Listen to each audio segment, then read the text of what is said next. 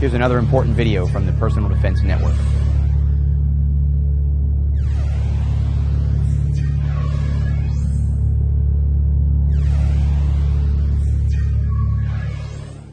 So now we have an understanding of the basis for what we're going to do. We're actually going to get into some of the physical skills. And of course, you don't need specialized gear. You don't need a special location. You know, we've got Jason's joined us, another staff instructor with the PDR system under Blauer Tactical. And what we're going to do is we just, put on some comfortable clothes. We're going to take our watches off, things like that, and make sure that we're not going to hurt each other or damage anything during the actual training. But it's important to remember that all of this stuff is natural, it's easy, it's efficient.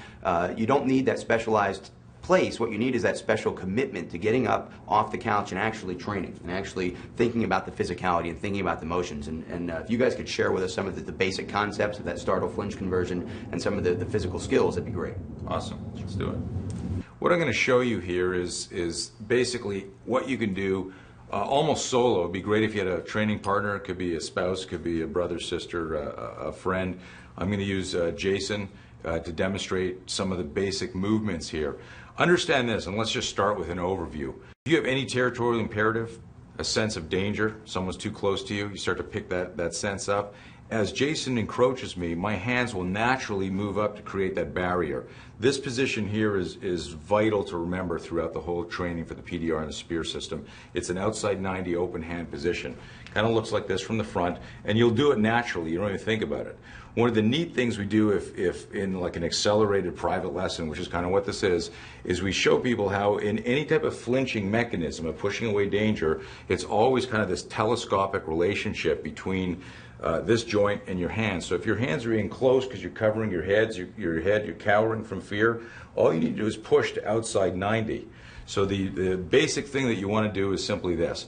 I'm going to show you a real neat exercise here. We call it bear hug drill. And you can do this with anybody at home. What you're going to do is take your arm and you're going to stand in front of your partner and you're going to bend your arm at what we call a 90-degree angle, and you're going to make a fist. So what will happen is, Jason, you do that to me. You're going to be, he's at 90 degrees here, so it's that right angle, and he's made a fist.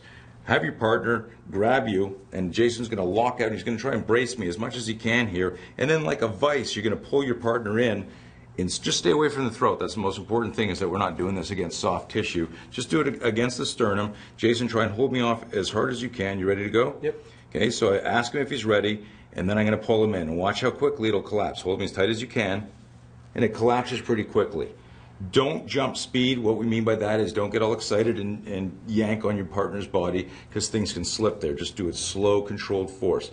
Now we're going to go back to that natural position, that instinctive position of pushing away danger, which was outside 90, fingers splayed. Same thing again, stay away from the throat here. Jason, hold on as tight as you can. You ready? Ready.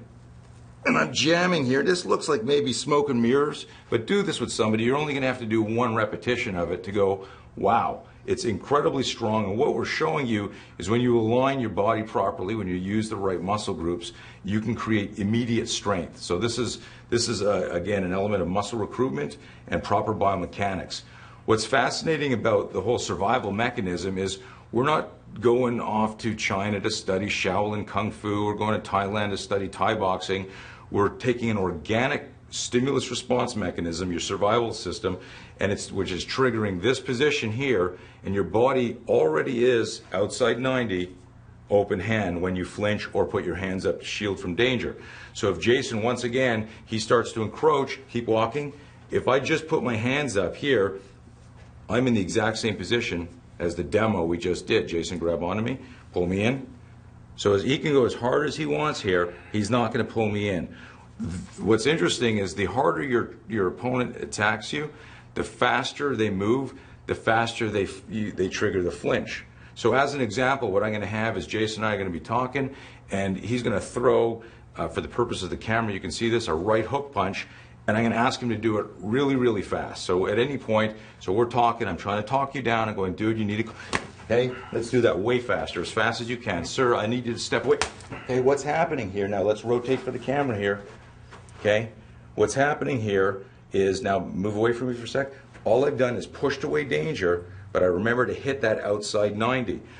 Your physiological response, that startle flinch mechanism, is ambidextrous. Okay, so if I knew that there was danger here, or somebody said look out, and the threat was coming from my right side, my hands would come up first, and then I would turn to orient on the danger. If the threat came from this side, my hands would come up first, and I would turn to orient on the danger. This is what's so exciting about teaching this all over the world, and having a grandmother in a class, a police officer in a class, just any citizen can learn this. Kids do it. Everybody can do this. So this initial motion is just remembering outside 90, open hand.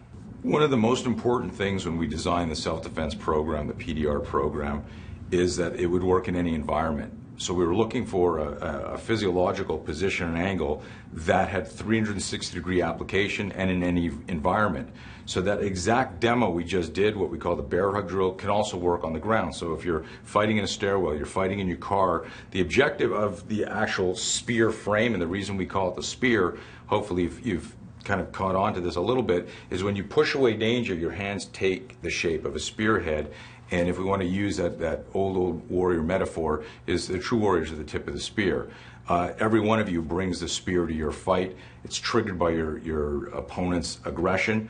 Now you just have to learn how to use it. So there are a couple other drills you can do to have more faith in this physiology. So I'm going to have Jason lie down here. Just to show you this, same position here, same concept. Everyone has seen this, the ground fighting position, someone's on top of you.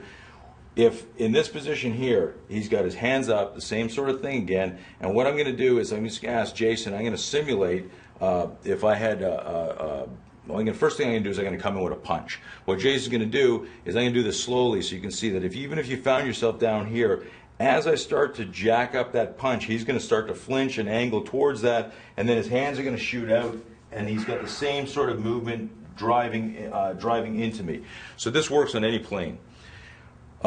Another great demo is something where you just simulate as if I had a knife and I was trying to stab him.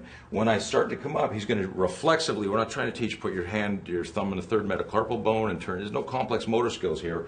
As I come up, simulating with the knife, he grabs out of my wrist. And now what I'm going to do is he's outside 90 right now. Can everyone see the relationship here? I go here. It's still outside 90 open hand. Of course, he's clamped because I'm armed. So a good thing to think about here is that it's the same skill transferred on a horizontal plane before we're on a vertical plane.